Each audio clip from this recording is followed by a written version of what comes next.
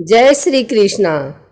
आइए सुनते हैं सुख सागर के 10वें स्कंद का 12वां एवं 13वां अध्याय। एक दिन भगवान श्री कृष्ण और ग्वाल बाल गाय बछड़ों को चराने वन में गए। लीलाएं और क्रीड़ाएं करते बहुत दिन चढ़ गया। उन सब ग्वाल बालों ने गोला सा बनाकर बैठ गए और बीच में श्री कृष्ण को बैठाकर भोजन करना प्रारंभ कर दिया। गाय बछड़े हरी भरी घास चरते हुए दूर निकल गए। ब्रह्मा जी आकाश में पहले से ही उपस्थित थे। उन्होंने सोचा कि भगवान श्री कृष्ण की मनोहर लीला देखनी चाहिए। ब्रह्मा जी ने गाय बछड़ों को ले जाकर एक गुप्त स्थान पर छिपा दिया। जब भगवान ने गाय बछड़ों को वहां नहीं पाया तो ग्वाल बालों को वहीं पर छोड़कर स्वयं ढूंढने के लिए निकले।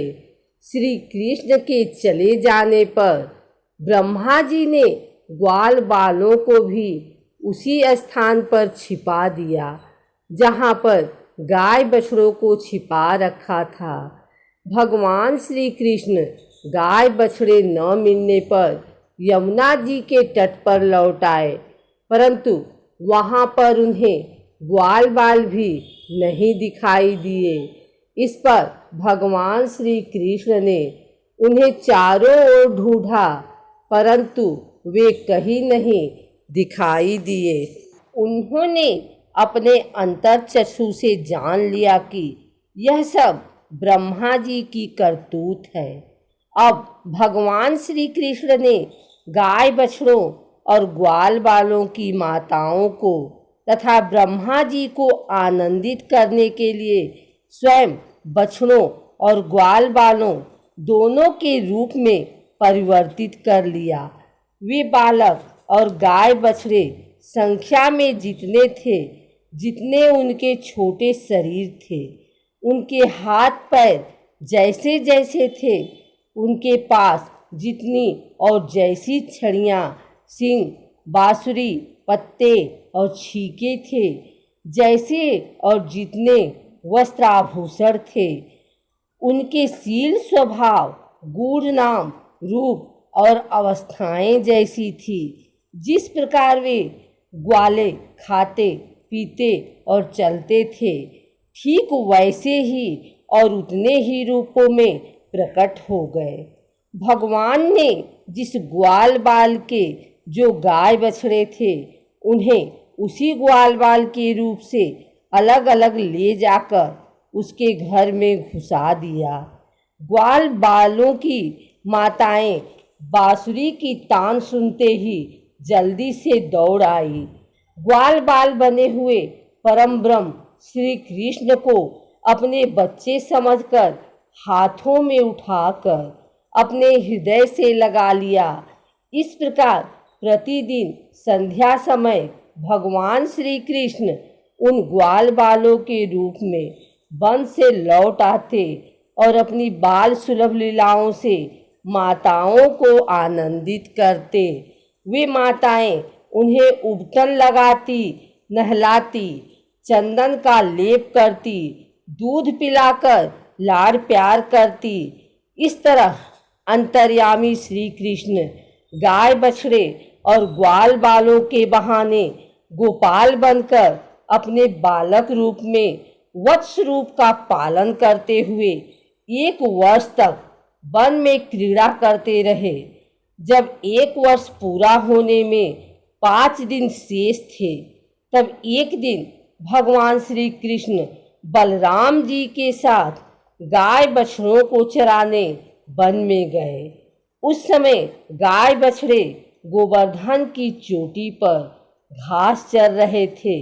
वहां से उन्होंने ब्रज के पास ही घास चरते हुए बहुत दूर अपने गाय बछड़ों को देखा। बछड़ों को देखते ही गौओं का वात्सल प्रेम उमड़ आया। वे दौड़कर उन बछड़ों के पास आई।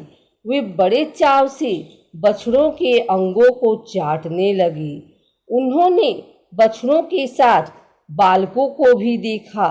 बलराम जी ने पूछा, ये माया जाल कहाँ से आ गया? तब भगवान श्री कृष्ण ने कहा कि यह सब करतूत ब्रह्मा जी की है।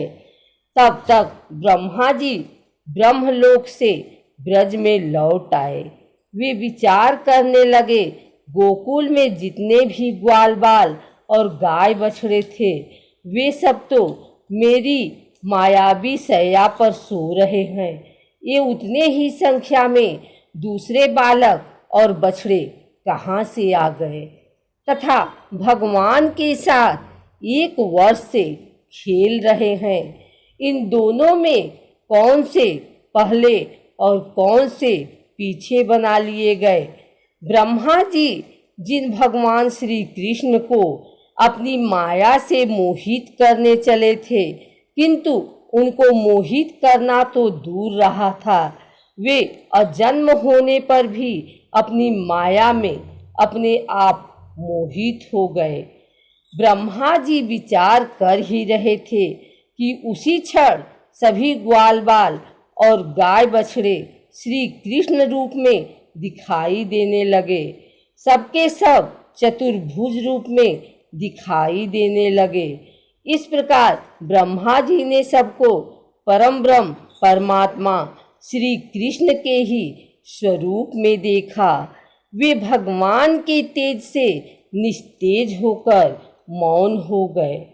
उस समय ऐसे स्तब्ध होकर खड़े हो गए मानो कि ब्रज के अधिष्ठात देवता के पास एक पुतली खड़ी हो। ब्रह्मा जी ने भगवान श्री कृष्ण की स्तुति की। ब्रह्मा जी ने भगवान की 3 परिक्रमाएं की और उनसे स्वीकृति लेकर अपने धाम को प्रस्थान कर गए। 13वां अध्याय प्रारंभ। श्री सुखदेव जी कहते हैं, परीक्षित, परम सुंदर वृंदावन को देखकर भगवान श्री कृष्ण बहुत ही आनंदित हुए। वे गोवर्धन पर्वत की तराई में यमुना के तट पर गौओं को चराते हुए लीलाएं करने लगे। ग्वाल बाल बड़े प्रेम से बोले, यहाँ से थोड़ी दूर पर एक बहुत बड़ा वन है। वहाँ एक दैत्य रहता है जिसका नाम धेनुक है। वह गधे के रूप में रहता है। उसी के रूप के अनुसार अनेकों दैत्य उसके साथ रहते हैं। श्री कृष्ण और बलराम दोनों हंसते हुए उसी वन की ओर चल दिए।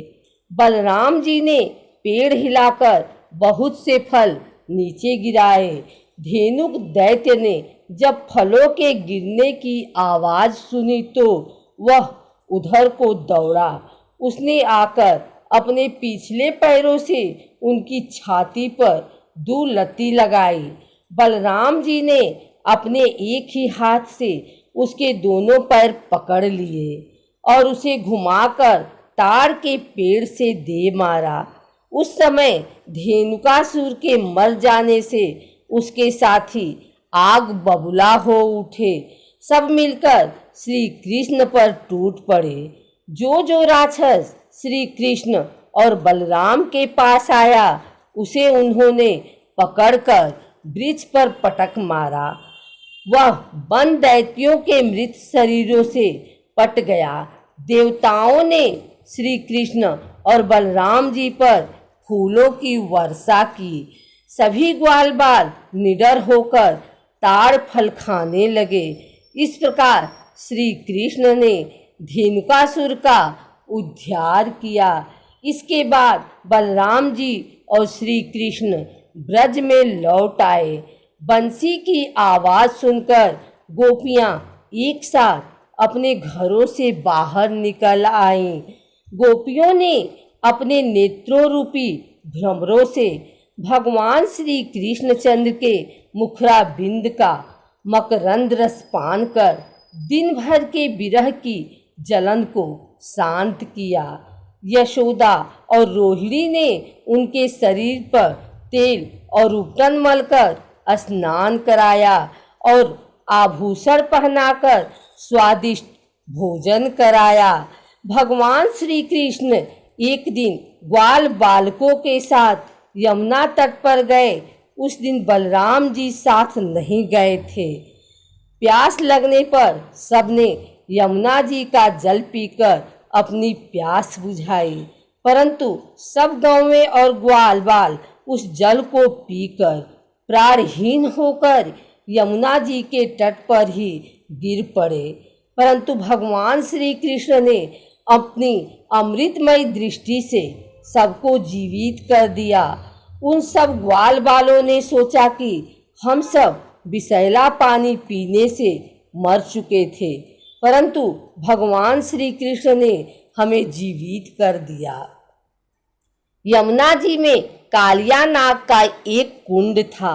उसका जल विष की गर्मी के कारण खौलता रहता था, यहाँ तक कि उसके ऊपर उड़ने वाले पक्षी भी झुलसकर उसमें गिर पड़ते थे।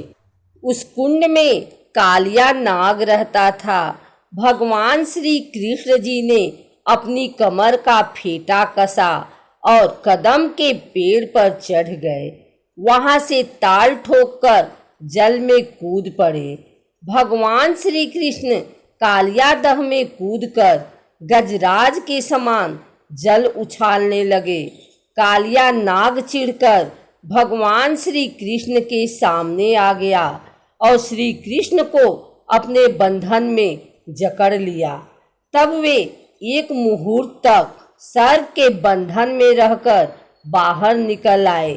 भगवान श्री कृष्ण ने अपना शरीर फुलाकर खूब मोटा कर लिया। इससे सांप का शरीर टूटने लगा। वह अपना नाग फांस छोड़कर अलग खड़ा हो गया और क्रोध में आग बबूला होकर अपना फन ऊंचा करके फुफकार मारने लगा। अपने वाहन गरुड़ के समान भगवान श्री कृष्ण उसके साथ खेलते हुए पैतरा बदलने लगे। सांप भी उन पर चोट करने का दांव देखता हुआ पैतरा बदलने लगा। पैतरा बदलते बदलते सर्प का बल क्षीण हो गया। तब भगवान श्री कृष्ण ने उसके सिर के फनों को तनिक दबा दिया और उछलकर उस पे सवार हो गए। वे उसके फनों पर नृत्य करने लगे। उस समय नाग पत्नियां घबरा गई। उन्होंने हाथ जोड़कर स्तुति की, भगवान हम पर कृपा कीजिए, अब नाग मरने वाला है, हमें हमारा पति देव देने की कृपा करें। भगवान ने दया कर उसे छोड़ दिया। कृष्ण जी ने उससे कहा, अब तुम्हें यहाँ नहीं रहना चाहिए। तुम अपने जाति भाई पुत्र पत्नियों के साथ शीघ्र ही समुद्र में चले जाओ। अब गांवें और मनुष्य यमुना जल का उपयोग करेंगे। मैंने इस कालिया दह में क्रीड़ा की है, इसलिए जो पुरुष इसमें स्नान करके जल से देवता और अपने पितरों को तर्पण करेगा एवं उपवास करके मेरा स्मरण करता हुआ मेरी पूजा करेगा, वह सब पापों से मुक्त हो जाएगा। कालिया नाग ने भगवान की पूजा की और परिक्रमा करके रमणक द्वीप, जो समुद्र में सर्पों के रहने का स्थान है, वहां अपने कुटुंब सहित चला गया। अब यमुना जी का जल अमृत के समान पवित्र हो गया। नंद बाबा और गोप बहुत प्रसन्न हुए।